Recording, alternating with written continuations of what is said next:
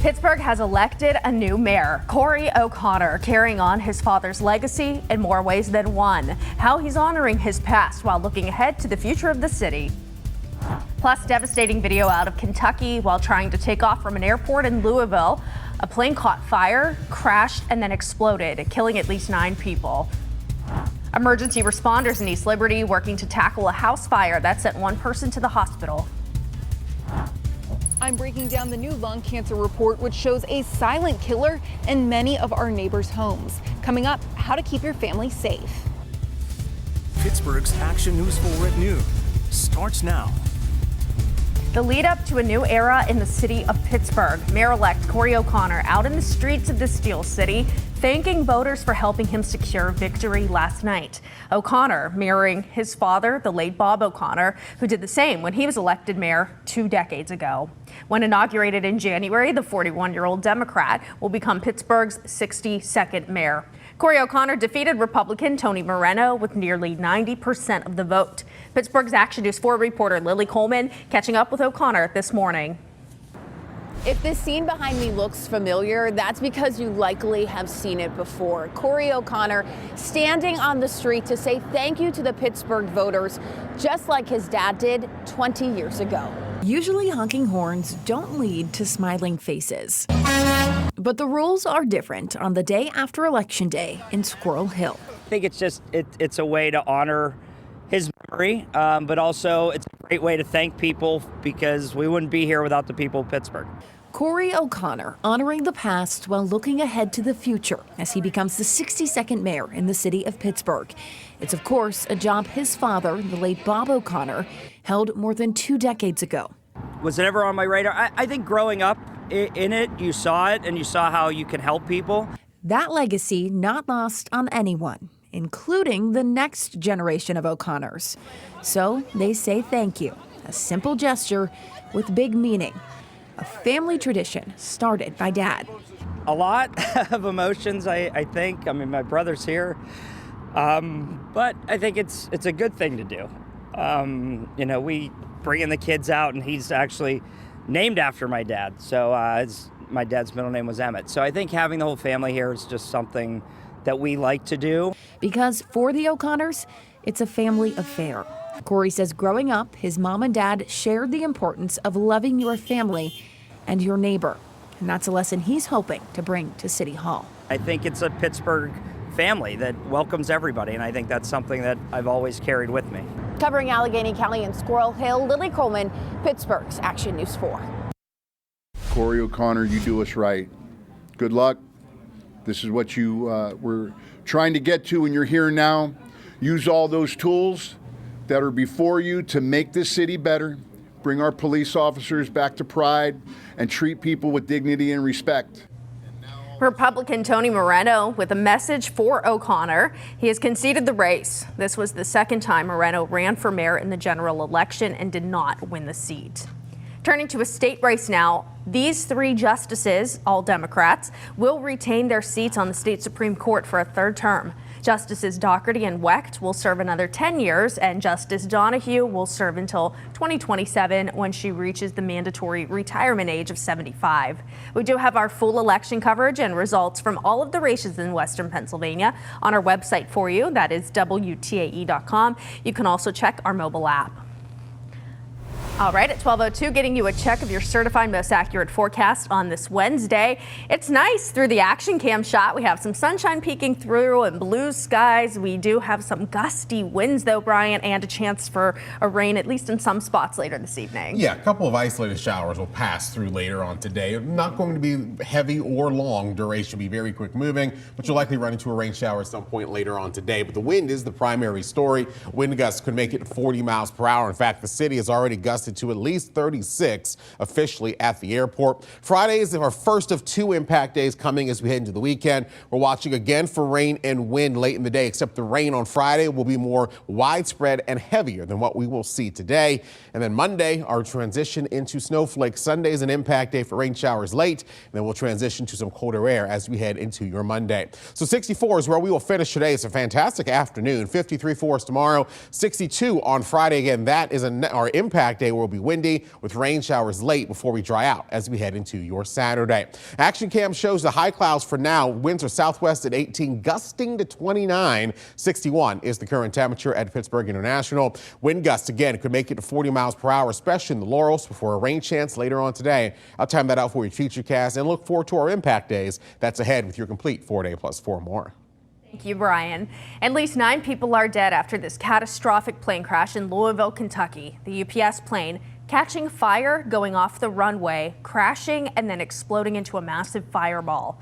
Right now, the National Transportation Safety Board, along with local, state, and other federal officials, preparing to provide an update. We're expecting that shortly, and we are monitoring it for you here on WTAE.com. In the meantime, we know in addition to the 9 people who died, 11 were injured, and at least 16 people are still missing. We know also that 2 businesses were caught in the path of the plane's destruction.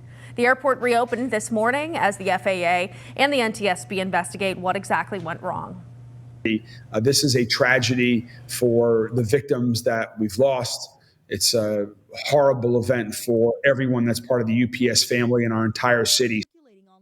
The incident happened Tuesday at Louisville Muhammad Ali International Airport. The cargo plane was departing for Honolulu with 4 crew members on board.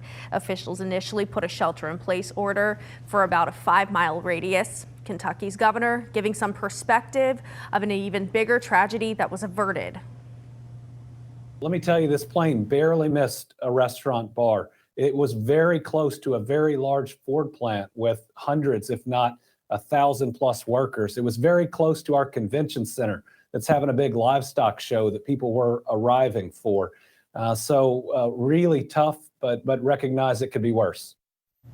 The airport is home to UPS Worldport, the company's global aviation hub. More than 300 flights take off and land from the facility each day.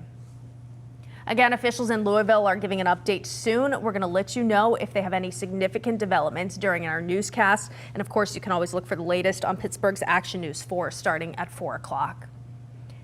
Turning to some local news now, in Pittsburgh's East Liberty neighborhood, emergency crews rushed 1 person to the hospital after a fire broke out on Station Street. This happened this morning.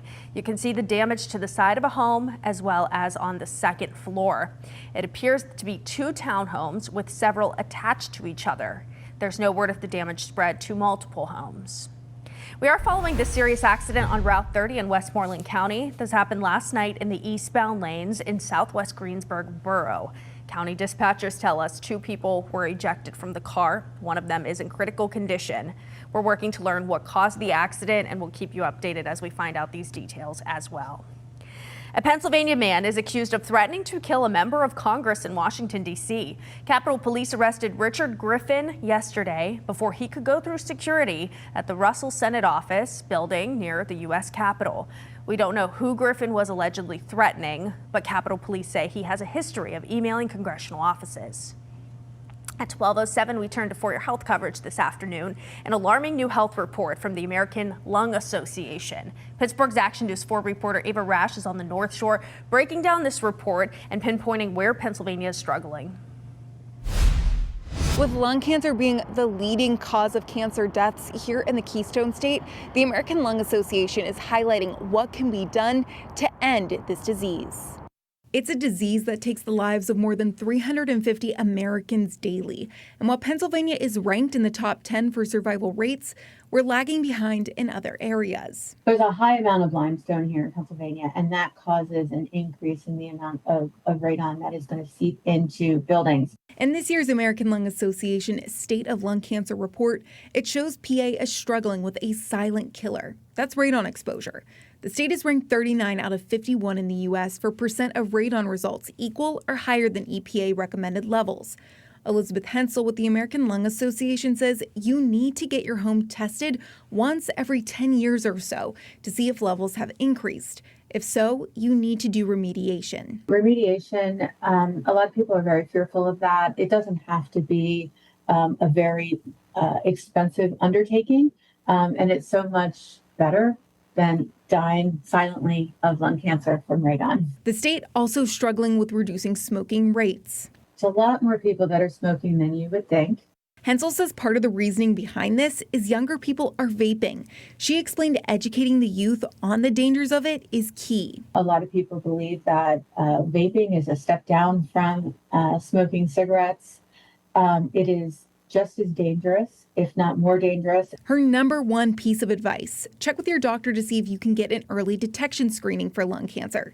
It may just save your life. The likelihood of you living much longer is so much greater the earlier you detect it. Covering Allegheny County on the North Shore, Ava Rash, Pittsburgh's Action News 4.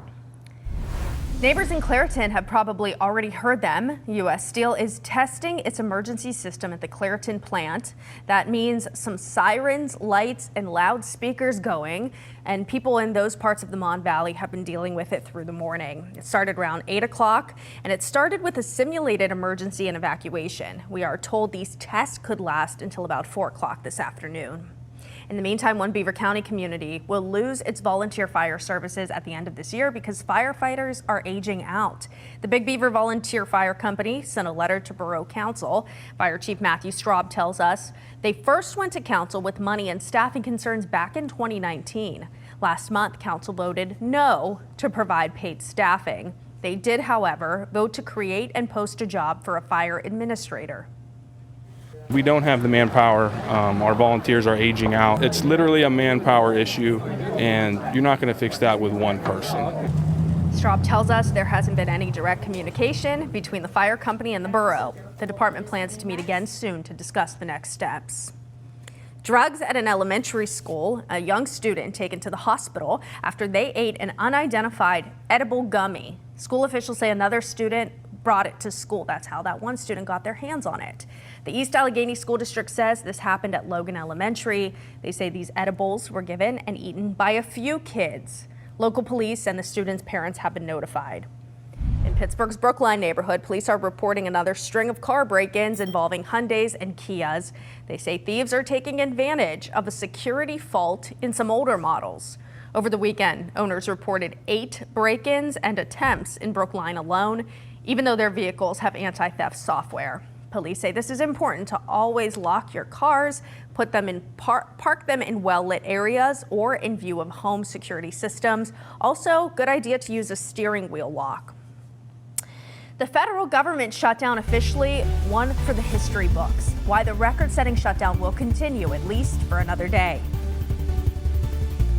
The wind picks up as we continue through the afternoon and watch for a shower chance later on today. We're dry tomorrow, but cooler, and then more widespread rain on Friday. That prompts the first of 2 impact days into the weekend. We'll time out rain and snow chances when we come back.